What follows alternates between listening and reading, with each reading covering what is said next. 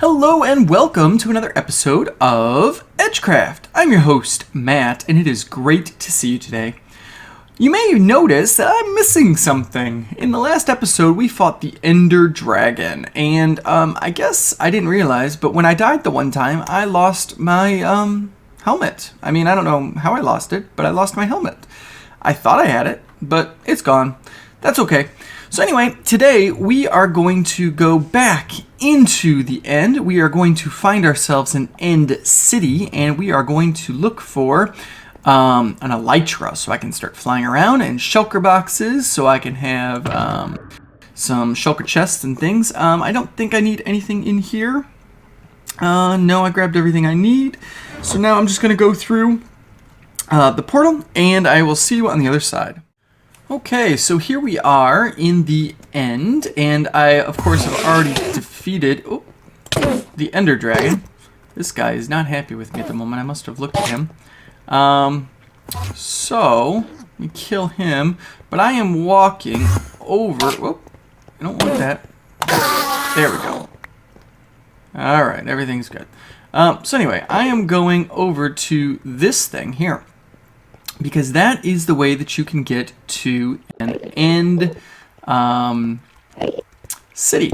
So I'm going to tower up here real quick, and we are going to take a look at this thing.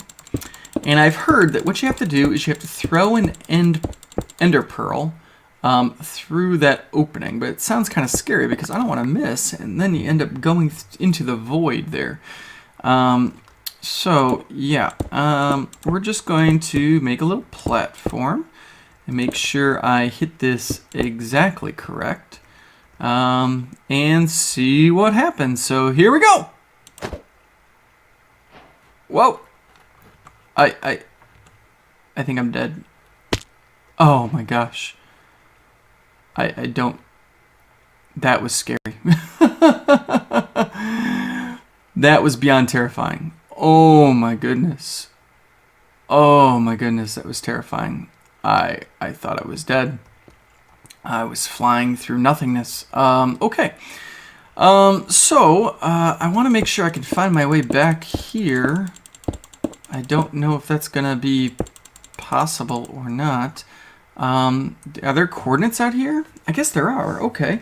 So, coordinates are going to be 603 and 827. I wrote that down so that I don't forget. And it looks like the only thing I can do now is, I guess, use ender pearls to hop from island to island. This is pretty crazy. Now, I did hear that you can do something to help find an end city. So I'm going to go into options, and I'm going to change my render distance up to 32. No, 48. 32. Let's see. It's already changing, so I'm getting some lag here. Let's see. Oh, there's 30. Oh, I don't. There we go. 32. Done. Back. All right, and that should help us find an end city. I don't see one yet, so I'm gonna try doing some hopping here. I don't know if this is gonna work or not. I might have just died. Oh my gosh. This is kind of scary. I don't like doing this.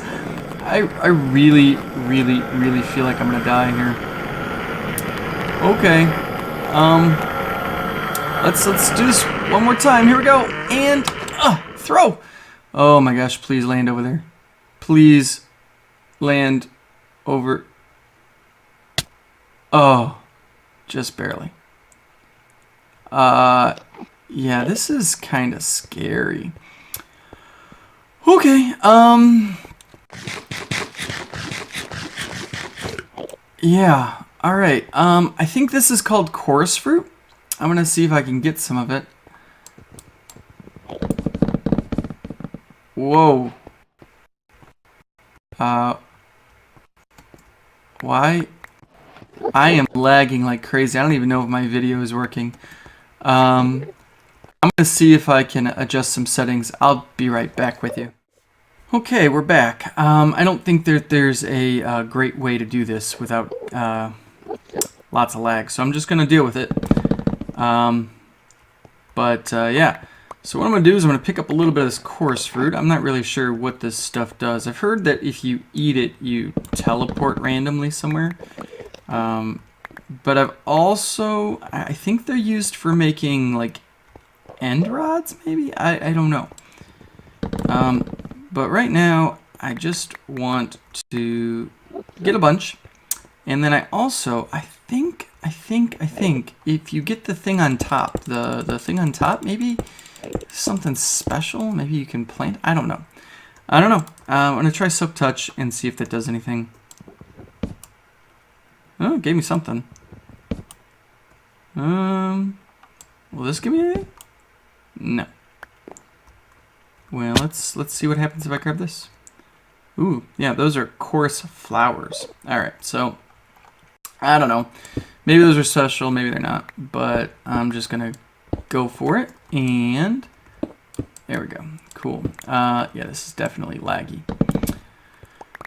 Okay, so let's see if we can't find an end city, because I want to find one and a boat, because there's an elytra in there, and then I can start flying around, and that would be amazing. So I will be back in a minute. We're going to do super fast mode.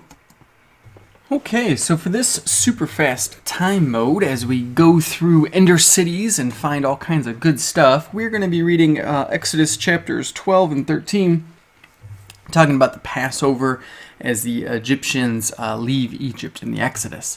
So we're going to start in verse 1 of chapter 12 and talking about the Passover. The Lord said to Moses and Aaron in Egypt, "This month is to be for you the first month of your year.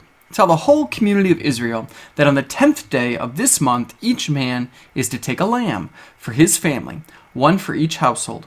If any household is too small for a whole lamb, they must share one with their nearest neighbor, having taken into account the number of people there are.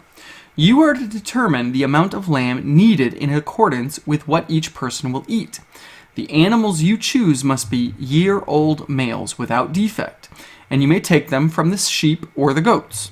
Take care of them until the 14th day of the month, when all the members of the community of Israel must slaughter them at twilight. Then they are to take some of the blood and put it on the sides and the tops of the door frames of the houses where they eat the lambs. That same night they are to eat the meat roasted over the fire, along with bitter herbs and bread made without yeast. Do not eat the meat raw or boiled in water, but roast it over a fire, with the head, legs, and internal organs. Do not leave any of it till morning. If some of it is left until morning, you must burn it. This is how you are to eat it. With your cloak tucked into your belt, your sandals on your feet, and your staff in your hand. Eat it in haste. It is the Lord's Passover." All right, so let's talk about this a little bit. Basically, what God is saying to Moses is, okay, you're going to have a special sacrifice, and we're going to have a special dinner. But this is very special. You're going to have to kill a lamb that's a 1 year old. Doesn't matter if it's a boy or a girl lamb. And then you're going to have to eat it and cook it in just the right way so that it's healthy for you.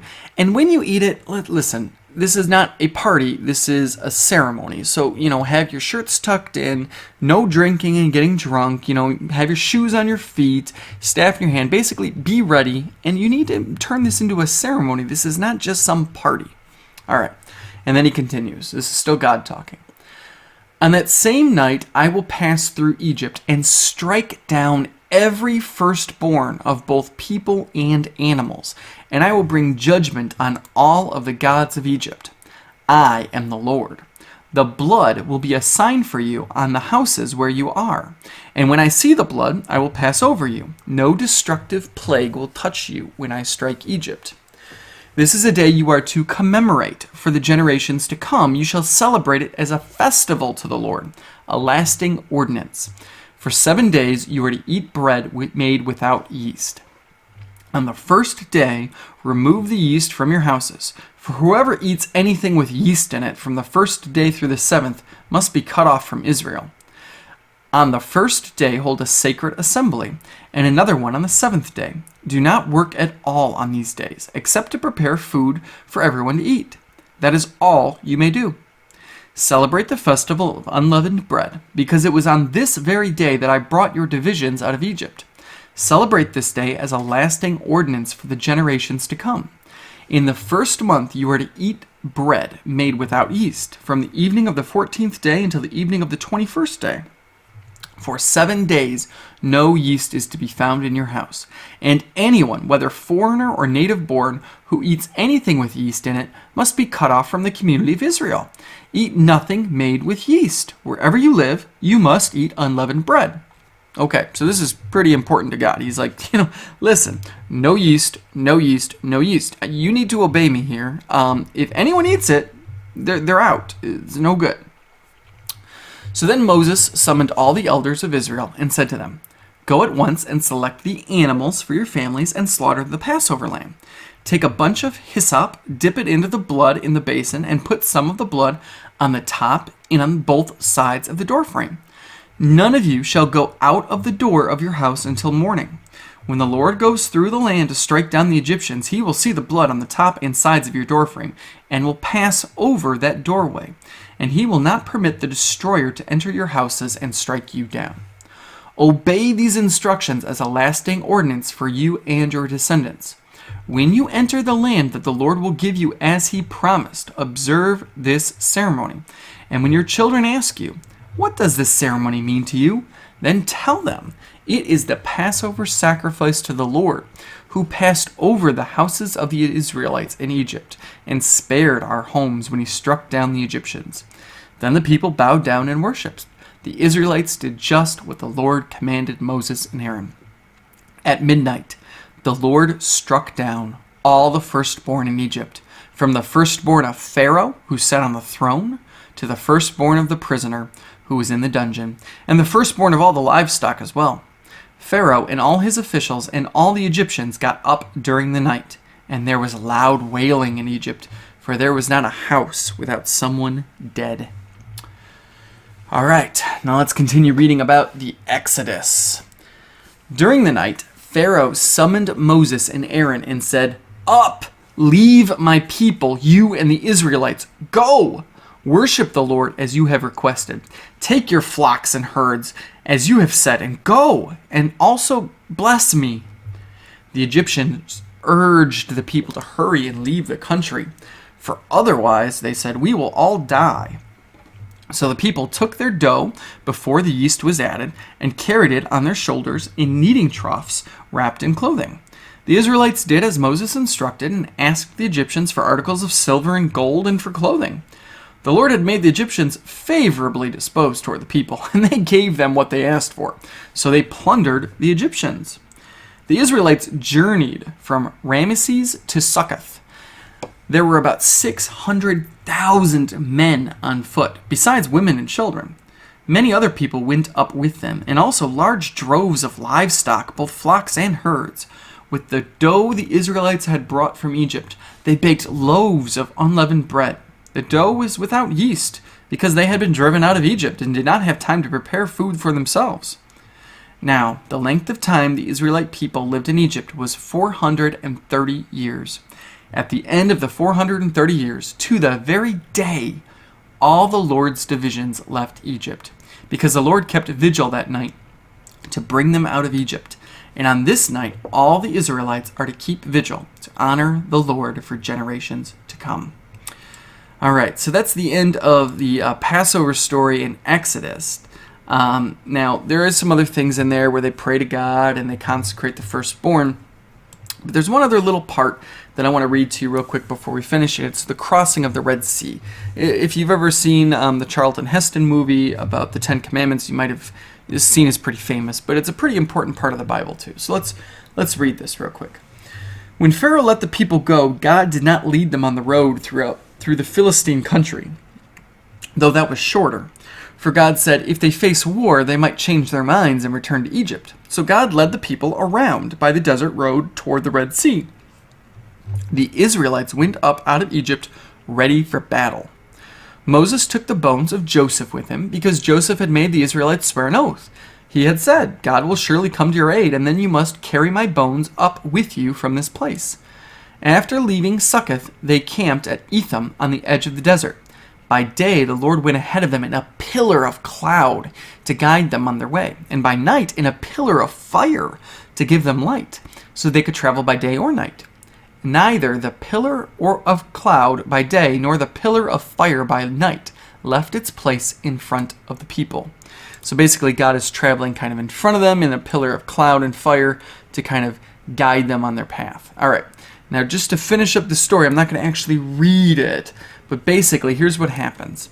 They camp next to this river, and all of a sudden, the king of Egypt is like, wait a second, what have we done? We let the Israelite go, and we need them. So he gets all of his chariots ready, and he takes his whole army. He's got 600 of the best chariots, and he chases after them because he realized that he made a mistake. But really, he was doing the right thing. He was listening to God, but he's hard-headed.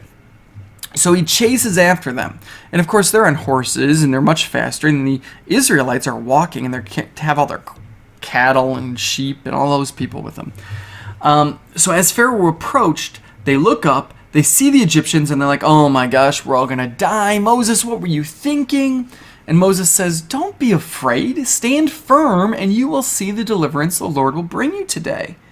The Lord will fight for you. You only need to be still. And so basically, Moses cries out to God. God kind of answers him by putting the pillar of fire in front of the Israelites, protecting them from the Egyptians. Moses stretches out his hand over the Red Sea, and these like winds came and drove back the water and created a path across the sea. And the Israelites just walked on the bottom of the sea, the sand, all the way across the sea. As soon as they made it to the other side, the cloud of fire disappears. So the Egyptians see this, and they're like, well, if they can do it, we can do it. So they run in, and when they run in, the Lord lets Moses put down his hand, or stretch out his hand again, and the sea crushes on top of the Egyptians, killing all of them. The horses, the chariots, the people, all of them. And God saved the Israelites and led them into the desert, where their next journey is to begin. But that's going to be the end of today's story. I hope you enjoyed it, and we'll get back to some Minecraft. All right. Okay, and we're back. Wow, that was intense and scary, and look at all this cool stuff that I got. Yeah, it's time to go home. I am just going to jump through that portal over here, get back to my bed. I am out of food. I am out of everything. I needed so much more. I needed a helmet. I needed a shield. I needed rockets. I don't think I've ever even built a rocket. Yeah, there's things I need. All right, let's go. Okay. And we're back. And we're back. Yeah. Lagging. Oh, good. Bedtime. Oh, always a good thing. Okay. Well, that was exciting. Why is it taking so long for me to sleep here? Hello? Hello? Just leave, thanks. Okay. So yeah, lots of cool stuff. I'm gonna put the elytra in there. I'm gonna put the course, I don't know, it doesn't really matter what I put in here. Because I'm going to go back home anyway. So I'll just stick some things in here. And yeah. But that's going to be the end of today's episode. Yeah, I know it was a little weird. It was a lot of just me, I don't know, going through End. And I found a bunch of End cities, which is cool. I'll have to go back and get some of those later. But I'm going to be honest, I was just scared. I just didn't want to spend any more time in there because it was scary. I thought I was going to die. And I didn't want to die. But that's going to be it for today's episode. I hope you enjoyed it. And next time, we will build some shulker boxes back at our base. We're going to go back home, and I'll see you guys later. Bye now. God bless.